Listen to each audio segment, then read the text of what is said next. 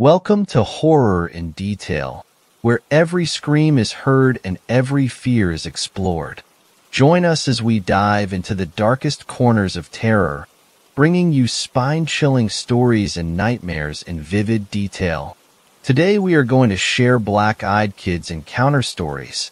So basically, Black-Eyed Kid are paranormal syrpid creature usually found in remote area asking for help, or asking you to let them into your house. First story. Black-eyed children followed me home. I was walking to my car as quickly as I could. I checked my watch. It was 7:15 p.m. I shook my head. My phone rang. The screen showed that it was my wife calling. Right on time. "You better be close to the restaurant," she said. The tone in her voice left me wondering if she knew that I was just leaving the office. I stayed silent. "Damn it, Jack." She cursed quietly. "I'm already here. I'm sorry. I didn't realize how much work I would have to get done today. And we're still not on pace to make our deadline. The whole team is working late. Not just me. And I can't be the only person leaving on time when my subordinates are staying late." I pleaded. "How long until you get here?" She asked angrily. "If I run every red light, I can be there in 30 minutes, I told her. She didn't answer for a long while. I got into my car, and just as I started to wonder if she had hung up on me, my car picked up the Bluetooth. "Okay, just hurry. It's bad enough the waiter has asked me twice if I was waiting for someone," she instructed. "I'm sorry, babe. I'll be there as soon as I can," I said. I shifted my car into reverse and started to back up. A loud bang on my window made me slam on the brakes. I threw it into the park and turned around to see if I hit something, or worse, someone. I didn't see anything. I turned back around in my seat to find two children standing next to my door. I jumped at the shock. They both just stood there. Judging by their size, I would guess they were about 9 or 10. I had this terrible feeling in my stomach that there was something wrong. But they were children, probably lost. I told myself. I cracked the window just enough to ask if I could help them. "Can I use your phone?" one of the kids asked. The child's tone had a tinge of darkness to it. I felt the hairs on my neck stand up. But I reached for my phone and unlocked it. When I looked back up at the child, I noticed they had both moved closer. They both stared down at their feet.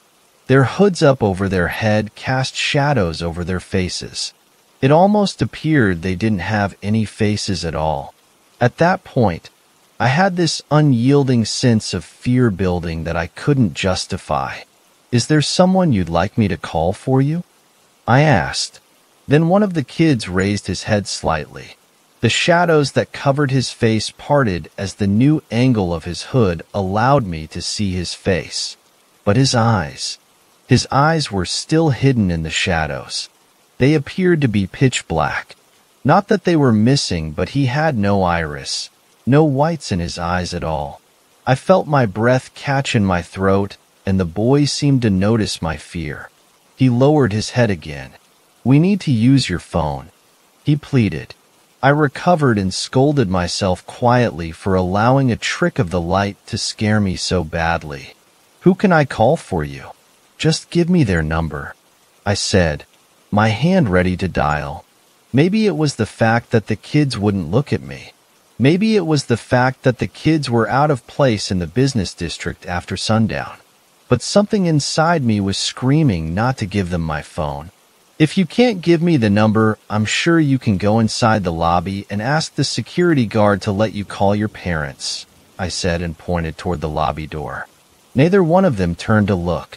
After a few seconds of awkward silence, I put my car in reverse. I was eager to get the hell out of there. I was eager to get away from these children. I looked in the rearview mirror to make sure I was clear. A loud bang stopped me in my tracks. For a split second, I thought I hit someone, and then I heard it again. Both of the boys were slapping their hands, palm down on my driver's side window. A third time, a fourth time, in unison, They slapped my window. "Can we just get in your car? We need a ride," they asked in a monotone and utterly unsettling tone. I slammed the gas down and backed up without even looking, and then I slammed into drive and peeled out. I was a good 10 minutes down the road before my heart stopped trying to beat out of my chest. I was so worked up that I almost missed my exit. I wanted to get home so bad I had forgotten about date night. I met my wife at her favorite restaurant and we ate. She was initially angry about me being late. We hadn't had much time alone since we had our son. He was 4 now, and this was probably our 5th date night in that 4 years. Her mood switched from being angry to laughing at me as I explained why I was so late. I told her everything about the kids. "So you were scared of a couple of kids? They could still be out there, looking for their parents." She heckled me. She knew how scared I was. There was something wrong with them, but she didn't believe it. At least not at that point. Our son was staying at the babysitter's house all night, so we had the house to ourselves. It was 3 in the morning when we heard the knock at the door. I woke up first and just sat in bed and listened. There was a faint, steady knock at the door. In threes. Knock, knock, knock. And then a pause followed by another set of 3. Knock, knock, knock. Then my wife woke up. "Do you hear that?" she asked.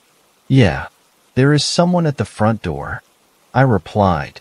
My heart sped up. I knew before I did that it was them. My wife sat up and grabbed her phone.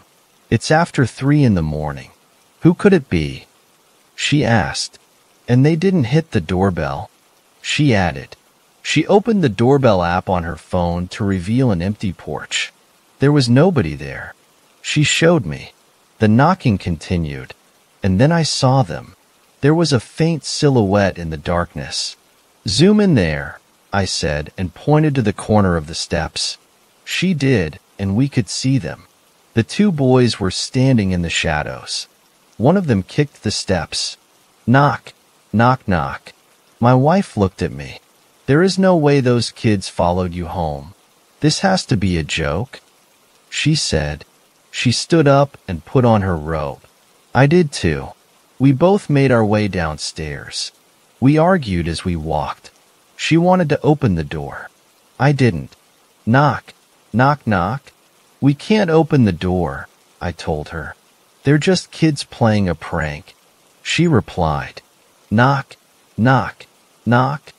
Finally, we reached the door and my wife undid the locks and swung it open. We both took a step back as soon as we did. The kids were no longer standing in the shadow but had moved up to the first step. The only light was from behind us flowing out of the house. It was enough for us to see the 2 small figures staring at us, but not enough to see any detail. "What do you want?" my wife asked. I was flipping the light switch on and off for the porch light. It wouldn't come on, but I knew it had been on when we got home. "Can we come inside?" the kids asked in unison. I could see that my wife had gone pale. She finally believed me. Something wasn't right. The kids both took a step to the next step. "Can we call the police for you? Are you lost?" she asked them. They stepped up to the porch and then they were close enough. Just 3 feet away their faces were fully illuminated. The light revealed the same thing I thought I had seen earlier. Wide eyes, black as coal. They began to smile at us. "We need to come inside. We need help," they said in unison as if they shared the same thoughts. I moved my wife out of the way and slammed the door. My hands fumbled for the locks as I looked through the peephole. "I'm calling the cops," I yelled through the door. My wife still had her phone in her hand. She started to dial 911. "Wait," I said. "They're leaving," I told her. The kids walked back into the street and disappeared into the night. The next day we slept in and then picked up our son. It was a pretty uneventful day, at least until 3 a.m. I woke to the sound of knocking. I sat up. Half asleep, I heard my wife tell me it was just our son. I'll get it, she told me. I went back to sleep. That was about 10 minutes ago. I noticed she didn't come back to bed, and I decided to check the security cameras on my phone. My wife is lying on the floor dead. There is blood everywhere. Standing at her feet are the two boys, and next to them is my son. His eyes were black as coal. As I'm writing this, I can hear them walking down the hall toward me. For the love of God, if you see black-eyed children, do not talk to them. Do not give them anything, and please, do not let them into your house. Second story. The black-eyed kids came. Before you read this, I have to tell you how I feel about these stories. I haven't believed in the paranormal since high school. I'd never even heard of black-eyed kids until Reddit. These stories were always just entertainment for me, and I took them as fiction even though they are all true. I found myself stuck on the BK stories because they seemed the most unusual to me, and I enjoyed a fresh change of pace over the regular ghost story. I feel very guilty for what I'm about to tell you all because I fear that reading these stories is why it happened to me. I wouldn't wish this on my worst enemy. It's only my knowledge from reading BK stories on Reddit that I feel saved my life last night. There is no history of mental illness in my family, and I have never been drunk or taken a mind-altering substance. The strongest I've ever had is ibuprofen. I feel that many of you will discount my story if I don't make you aware of this. Also, I want to add that I will not be answering your questions or even rereading what I am writing right now. This is a throwaway account, and I must use it to warn you of the BKs, and I will never speak of this again, although I fear I may be driven to madness through my paranoia, even as I write this story at my brother's house with the lights on while he plays COD. I am terrified. Last night was like any other night. I was switching between listening to music and watching YouTube videos with one headphone, and so I can hear my infant daughter if she cries. That way my wife can get a full night's sleep. She works at 4 a.m. at the hospital every day. When I decide to go lay down in the spare bed in the baby's room, just as I dozed off, I heard a thumping coming from the front porch. Startled at first, I opened my eyes wide and scanned the room, realizing it was most likely my cat scratching himself on the front porch. I dozed back off. Then again, the thumping. Damn cat. I got out of bed to run him off the porch, only to see he wasn't there anymore. Now that I was up again, I wasn't the least bit tired. I figured I'll just get some tea and check Facebook while I'm up, maybe finish the web series I was watching on YouTube. A few minutes into the video, I felt the sudden urge to look up at the kitchen window. There they were, the tops of two short-statured people's heads cresting the stairs just above my window frame. The people were just short enough to not see in the window, but I could see out. I heard no footsteps on my porch as my stomach turned. But the knock was a steady, hollow thump. The very same thump I had just blamed on my cat. Deciding it was best not to answer, I shut my laptop and crept by the door back to the baby's room. I assumed it was some of the people from the low-income housing across the road from me that were high or hiding from the cops, or maybe looking for my cousin who stays with me often and has many friends over there. The last thing I needed was to try to explain to two stoners that I was trying to sleep even though it was 2 a.m. It wasn't until I got to my daughter's room that the creepiness set in. The thump had moved from the kitchen to the bedroom windows. Both windows, a room apart, thumping in perfect time. These stoners were going to wake up my daughter if I didn't run them off now. Pissed off, I went out to the kitchen, unlocked and opened the door, ready to run around to the side of the house and kick some little idiot's ass. It happened then. Standing there looking up at me were two 10 or 11-year-old boys. The feeling of dread and the smell of mold almost made me vomit. The smaller of the two then spoke. "May we use your telegraph?" Huh. I just stared blankly at these boys, horrified of what I then realized. Their eyes were pitch black. He asked again to use my telegraph. There wasn't a sound to be heard, no crickets chirping, no dogs barking, No cars driving by. Nothing. I tried to play it cool and ignore the fact that he didn't say telephone, or phone, or cell. Anything that would have made any sense of the situation, and calmly replied, "I don't have service at my house, sorry." The expressions on their faces turned to rage as I finished my sentence. Swiftly I shut the door and locked it as quickly as I could, then stumbled back to protect my daughter. I picked her up from her crib and held her close. The fact that she didn't wake up freaked me out the most, but I managed to gather my senses enough to make sure she was still breathing and warm. Everything seemed okay with her. The thumping on the windows was back. I dropped to the floor as close to the wall as I could and held my little girl in my arms and wept like a child. I felt helpless and afraid. I lied there for what felt like hours and hours, crying and shaking until I heard it, my wife's alarm clock. The thumping stopped the instant the alarm went off, and I crept into the master bedroom with the baby. "What's wrong with you?" my wife asked. "I just had a bad dream," is all I could mutter out. "Okay, well, give me the baby so I can feed her before work." I handed my wife the baby, and she fed her like any normal day. I turned on every light in the house and made coffee for her.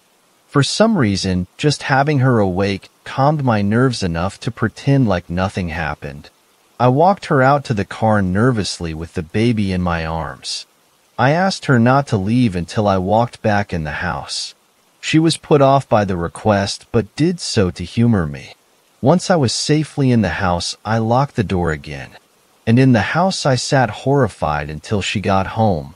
I insisted we go to the next town over and stay the weekend at my brother's house.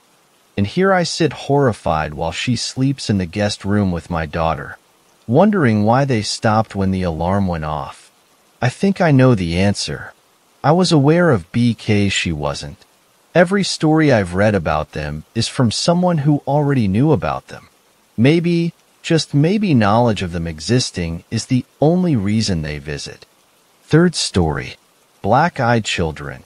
I discovered the existence of the Black-Eyed Children through the podcast Paranormal Mysteries. Being unemployed for a few months, I have been rapidly moving through creepy podcasts like Spooked, Radio Rental, and The Grave Talks.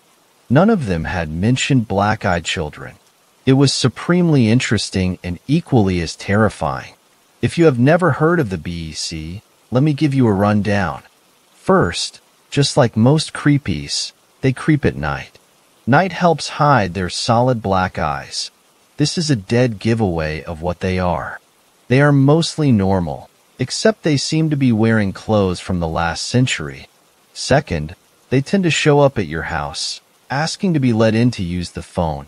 They say they are lost, or make up some excuse for not having a cell phone.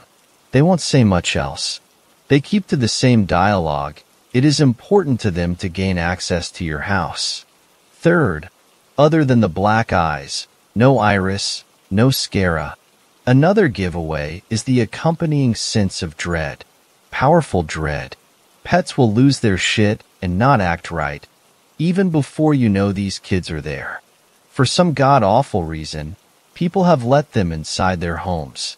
People have reported that the children do use the phone, but then sit down and don't say a damn word unless spoken to. "Our parents will be here soon," is just about their only reply. Abruptly, they stand up to announce the arrival of their parents, who never come to the door, by the way, and they leave. This is where shit hits the fan. Pets go missing or are found dead. People involved in the encounter develop some unexplainable illness or other. Every pet, every person, every time. Perhaps the scariest part is they have been known to approach people in their cars. In this case, they ask for a ride to your home. Rarely, but it does happen, they will be found at your place of work. This podcast had a special effect on me. I have never been so scared and paranoid after listening to a paranormal story. Maybe it's because I live alone. Perhaps it's the fact that these are children, and our first instinct is usually to help children. I don't know, but it freaked me the fuck out. I felt foolish, But for weeks I expected them to knock. Then they did. I was closing my blinds well before dark, out of sight, out of mind, right? For weeks, and tonight was no different. I was unwinding in the living room, the classic stereotype of a couch potato, complete with snacks. For no reason I could see, both dogs started whimpering, whining. Puppies, what's wrong? I had no clue what was going on, but their agony was apparent as their whining increased in pitch and frequency. It didn't take long before both German shepherds got up and slunk away. Hey, come here. What's going on? Strange behavior. Looking back, this should have been my first clue. Before I could get up to go after them, I felt a sudden and incredible sense of foreboding. It was like an instinct was telling me something was wrong. But how could I honor this feeling when clearly nothing was wrong? Where was the real evidence? Dread replaced foreboding. It all clicked when they knocked. I didn't need to look through the peephole to know what was at the door. Even inside my own house, where all I had to do was stay put, I felt absolutely helpless. If I was the one with the power, why was I so petrified? My brother and I are lost. May we use your phone? The voice of a child, a girl. Fuck. If I had any doubts, they were obliterated with that voice. I needed the comfort of my dogs. I slid off my couch. Crawling to my dogs, I did my best to avoid something that I was so sure was watching me. Just as I passed the front door, they knocked again. Please, we can't come in unless you let us. I wish I could describe the dread, the fear. It made me think of how people describe being stalked by an apex predator. They can't see it, but know it's there. The helplessness was real. The second I reached my dogs, the knock robbed me of the monochrome of relief I had gained. Please, they will be worried. The scariest part wasn't crawling past the door, where I imagined them barging in. No, it was the thought I had at that moment. The thought that, maybe if I let them in, this would all go away. They were just helpless kids. Me and my dogs kept each other company until the children left. We didn't sleep that night. I thought about the encounter all the next day. Would they come again? What could I possibly do if they did? I was afraid they hadn't got what they wanted and would return. I scoured the internet, searched the library, and listened to any relevant podcast or YouTube video. I didn't find any precautions I could take, but as long as I didn't answer the door, I would be fine. Just don't let them in. Simple. I shuddered when I remembered I had the brief thought of letting them in. The only comfort I could find was in what I couldn't find. Nothing, absolutely nothing mentioned them returning. I felt myself settling into this notion. They had one shot and missed. Nightfall found me and my dogs in the computer room. It took a few hours, but I was finally getting comfortable. I was letting my anxiety out in a video game. Last night was history. Suddenly, I felt as if someone threw a weighted blanket on me. A weighted blanket of dread. Oh no. I looked around for the dogs. They were nowhere I could see. How could I have missed their exit? I knew what was coming next. What if I just let them in? Please, may we come inside? We are lost and scared. They knew exactly where I was and hadn't even bothered with the front door. Silence from my end and theirs. Then they knocked. This will pass. This will pass, I repeated to myself. But I knew in my soul they weren't going to stop. Braving a stupendous amount of trepidation, I got up to let the kids in. Fourth story. What happens when black-eyed kids come inside? I've messed up big time. Let's start at the beginning. New Year's Eve. Everybody is out partying it up, celebrating, drinking, and having an overall awesome time. And this year it was no different for me. I partied it up with my friends, got far too drunk on shots of rum and Fireball, drunkenly stumbled my way into my house after the Uber dropped me off around 2:30-ish in the morning. I remember going to my fridge, grabbing a bottle of Gatorade and chugging it, knowing it would probably be one of the best things to prevent the hangover I hoped to avoid when I woke up later. I was just about to wash my face off and get ready to pass into sweet oblivion for the next few hours when I heard a knock at my door. I checked the time on my phone, 2:48 a.m. My booze fog brain didn't think much about who would be at my door at that hour, just that I had someone knocking and I should see who it was. Happy New Year. I remember shouting as I opened my door to see a small child, maybe 10 or 11, standing out in the cold. Even in my present state, I knew something was wrong. The alarm bells were going off, but my stupid ass couldn't tell that they were screaming that a kid being at my door, alone, at damn near 3 in the morning was ridiculously weird, even on New Year's. "You okay?" I had asked, staring at the kid. "I'm lost. May I come in and use your phone?" he asked. His voice was flat, not scared like I'd think any normal kid in his situation would have been. Another red flag, ignored. And what kid in this freaking century not have a cell phone? I've seen toddlers with iPhones for fuck's sake. Red flag 3, completely ignored. "Sure, kid," I said, standing aside to let him in. He got this really creepy grin on his face. Holy shit, was this kid pale. I'm pale, but this kid was positively pasty. "You feelin' okay, kid? Want me to get you something warm to drink?" I handed my cell to the kid. His hands were freezing. Before he could answer, I wandered off into my kitchen and threw a mug of hot water in the microwave and grabbed out a bag of mint tea. "I hope you like mint," I called out to the kid, turning to see he was standing in the doorframe of my kitchen, still wearing that creepy-looking smile. It was wide and toothy, but it wasn't the normal little kid smile you'd expect. I was more like the freaky grin you give to your friends when you're about to do something really devious. Kid," I said, only then beginning to sober up. The microwave chirped, but by then something had me frozen in place. It took me a good 15 seconds to figure out exactly what felt so wrong about this kid, besides the fact he was smiling like the ghost chicks from Insidious. His eyes were black, not shiny supernatural demon black, devoid of light black, Vanta black. I remember cursing as I took a step back, and the kid's expression changed. Instead of that smile, it turned into a snarl.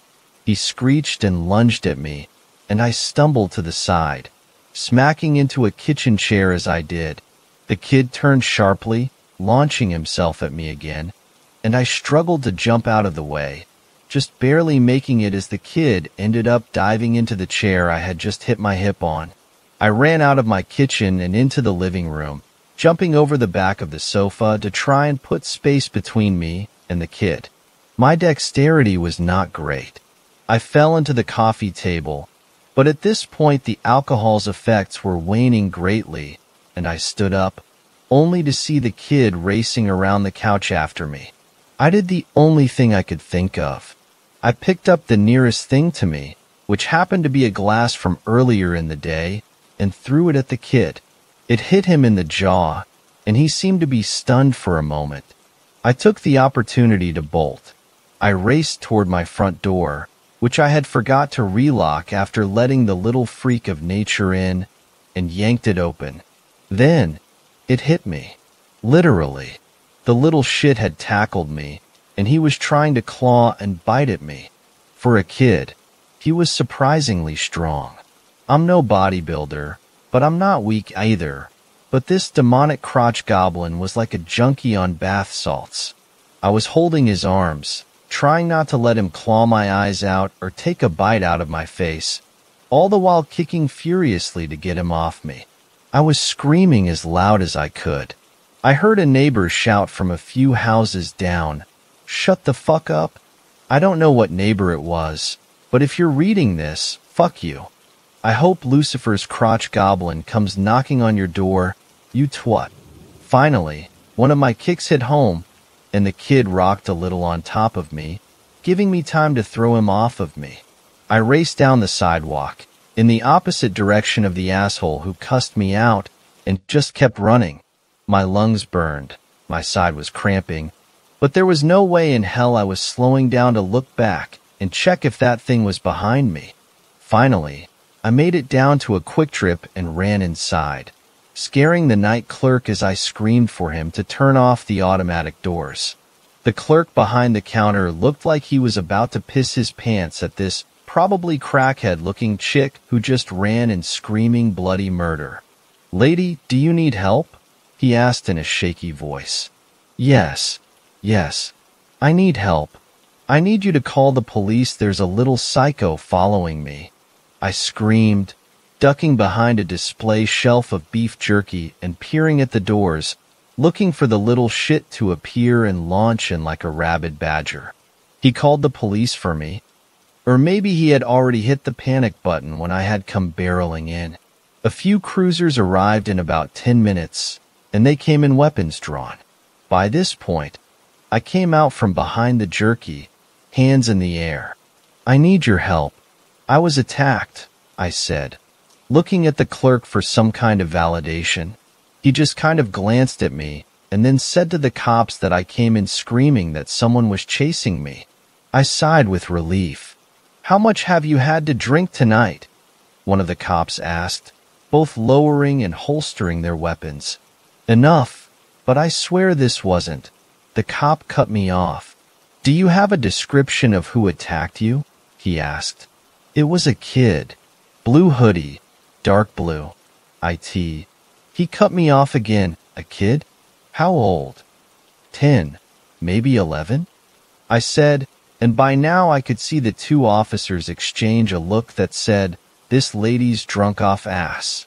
"All right, ma'am, why don't we just take you home?" And he was at my house. He might still be there. I pled, practically in tears.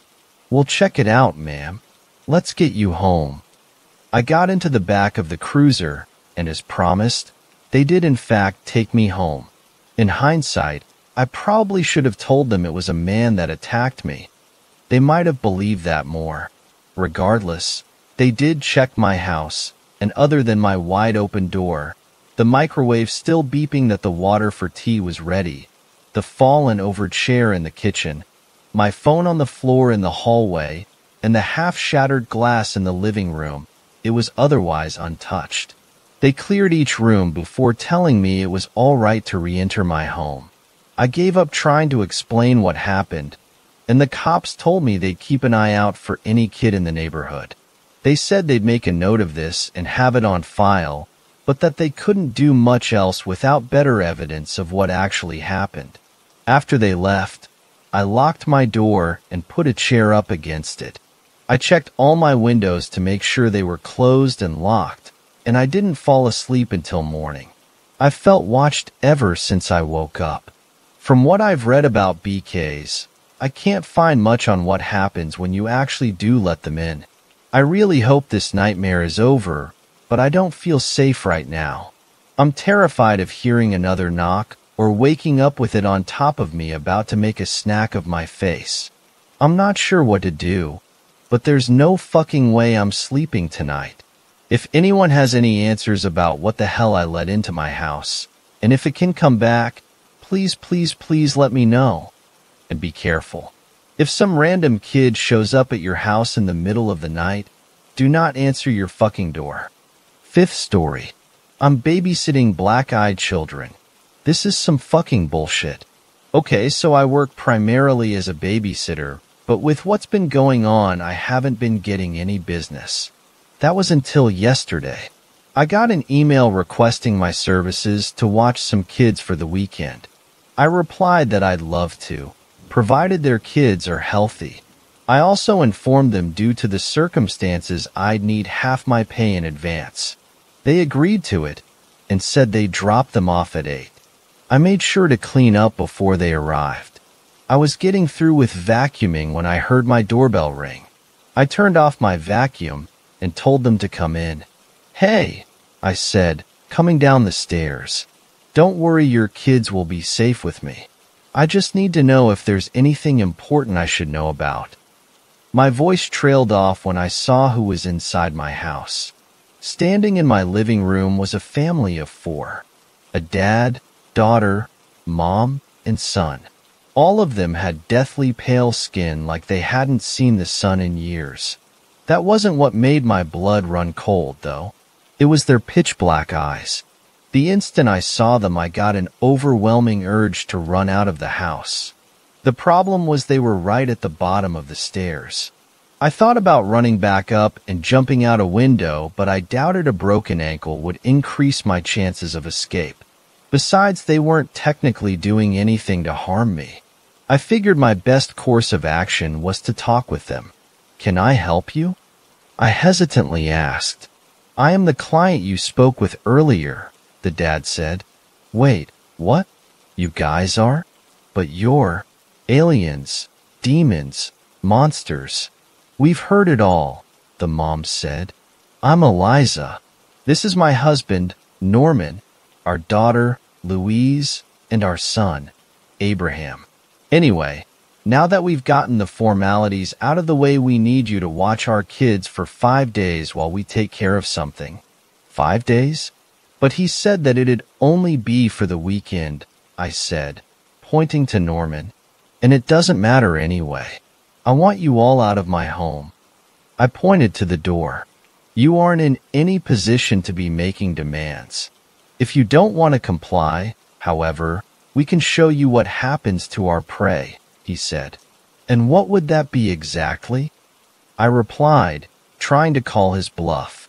Norman made a choking motion with his hand. Instantly, I felt like a vice was crushing my windpipe. Okay, fine," I choked out. "I'll watch them." "Good," he said, releasing me. I rubbed my throat. "I want the first half of my pay, though." Without words, the mom reached into her purse and pulled out a large stack of $100 bills. "If you do a good job, there's more where this came from," Eliza said.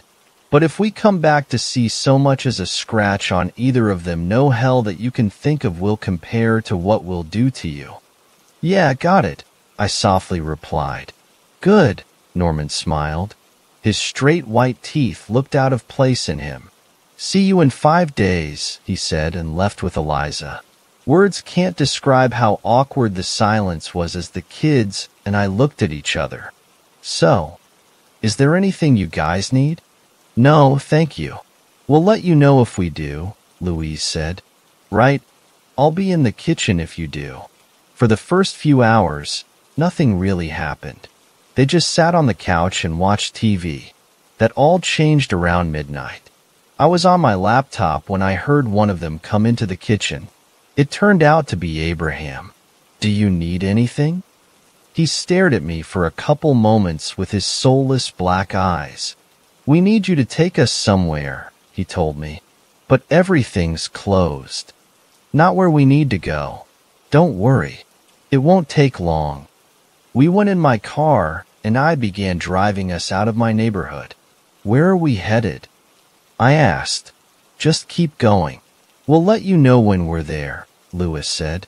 The place we went to turned out to be the cemetery. "I'm afraid to ask, but why are we here?"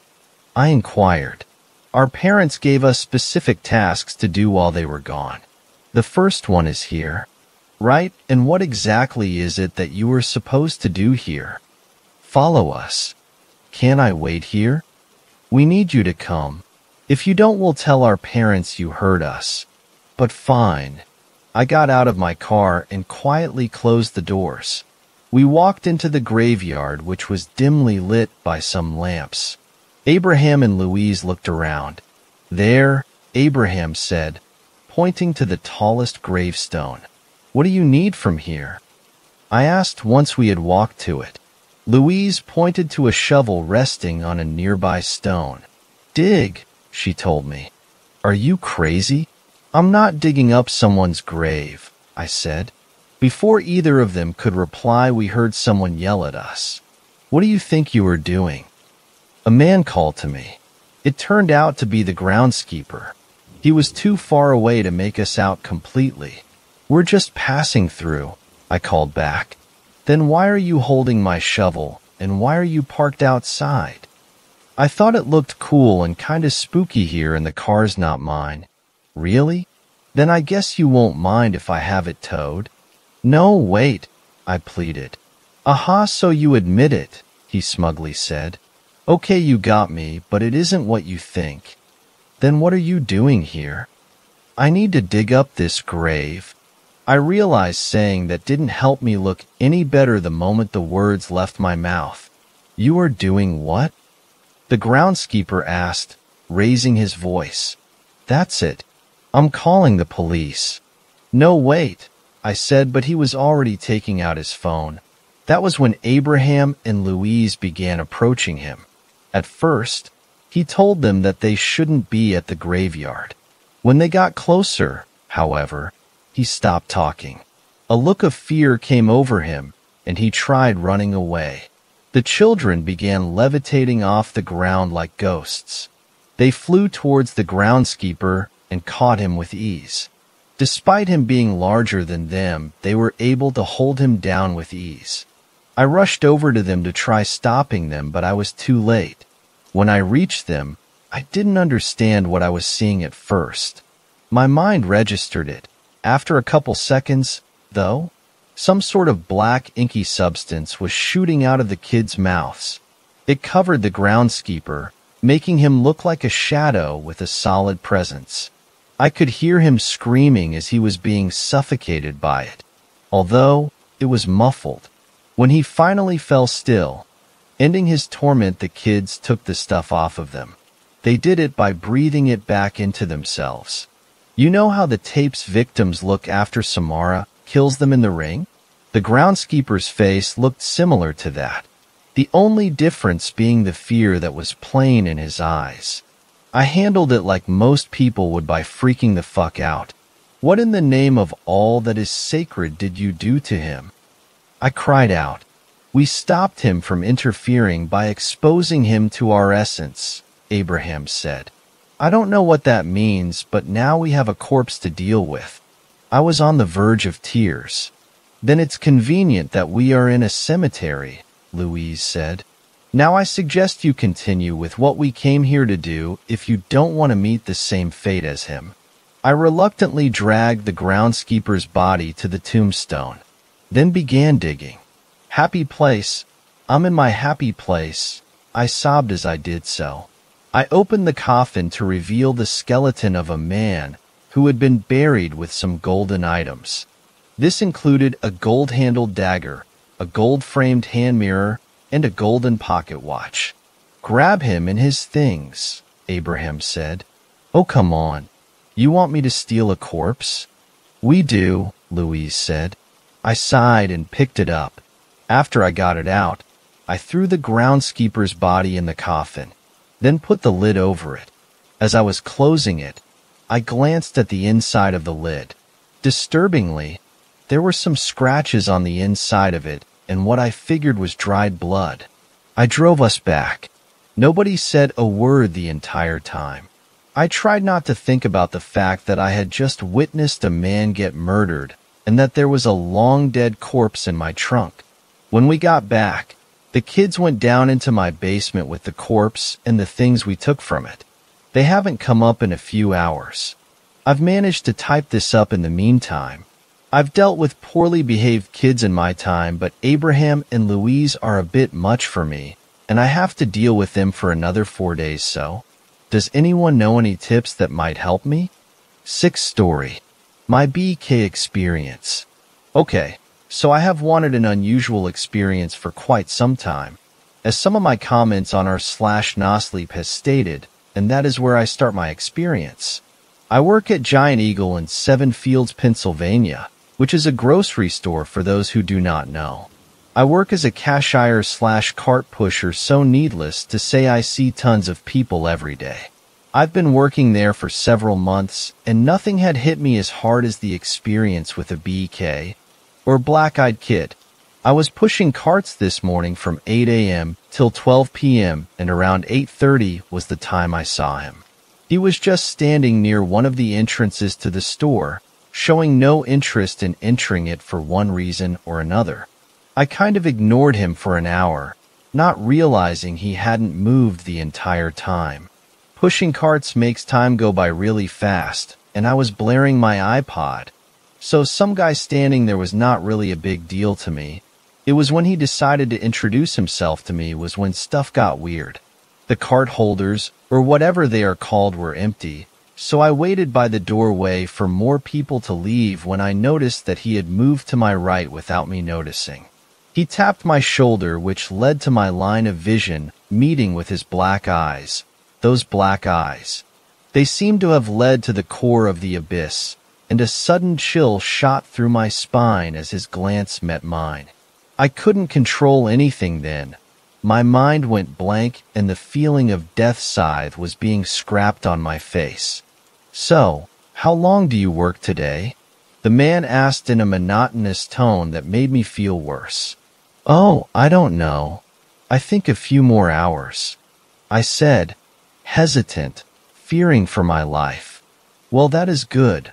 Working can take a lot out of a boy like you." A sly bit of a chuckle followed his words out, but I ignored him. Seeing an old lady struggle to get her bags out of her cart was my savior in escaping this awkward moment. I hurriedly went to help the elderly woman and escorted her cart to the drop-off before going to the other entrance to avoid the man, who was still standing, looking at me as if seeing through my soul. From the other entrance, you could see through to the entrance the man was standing at as it leads to the actual store. Instead of walking through the entrance to my side, he started walking around the entrance and on the road to my entrance and proceeded to stand next to me. "What are your plans for tonight?" he asked, sending a plethora of chills deep into my heart. "That's none of your concern, sir. You seem tense. Your job doesn't seem that hard, is it? Why are you here? Why don't you go buy some groceries or something?" He took a while before answering, maybe a minute or two. "I have nowhere to be, so I wanted to people watch." This was the trigger that ignited my escape, which led to entering the store, to which the man just stayed in place.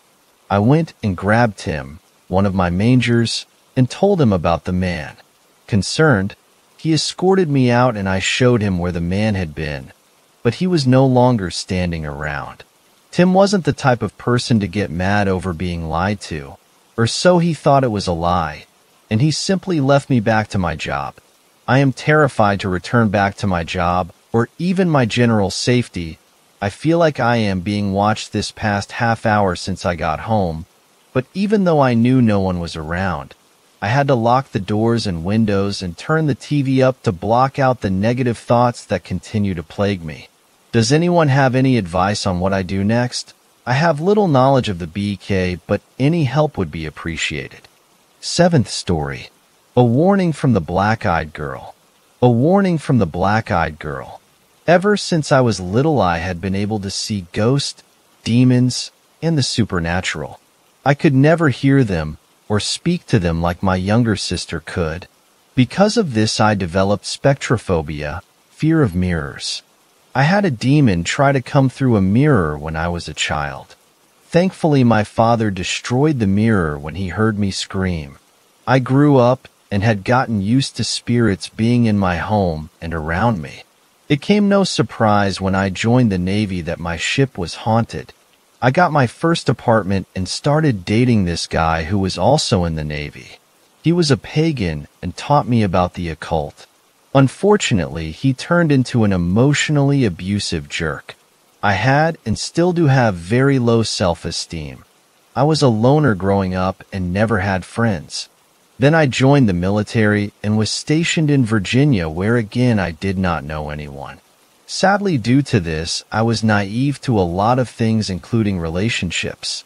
I was used to men being jerks to me because those type were drawn to me, and I would believe they were nice guys until they would show their real colors.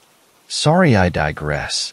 While dating this certain guy whose name I will not say, he lived in my apartment, and for 2 years there were no ghosts or supernatural in my home. I saw them on my ship all the time, but not at my home or in mirrors. I later found out he had put a barrier over my place to keep out all of them. I finally got the courage to leave him after 2 years of his abuse. He pulled a gun on me and placed it to my head. Pulling the trigger, he started laughing. The gun was not loaded, but I was so miserable at that time I wouldn't have cared if it was loaded. After he moved out, I noticed my place had a different feel to it. A friend of mine who was also a pagan examined my home and told me about the barrier my ex had created. He took me to an occult store and got me interested in studying the occult. I got into candle burning and druidism. I had finished my tour in the Navy, and my younger sister, who was in college in West Texas, invited me to come live with her. She needed help with rent, and I needed a place to stay. My sister knew all about my ex and bad relationships of my past. She was horrified when I told her what he had done. I was still healing from our relationship. I was angry and upset. So I pulled out my candle-burning altar and decided to try my hand on a spell or two. I had found 2 that I wish I had never done.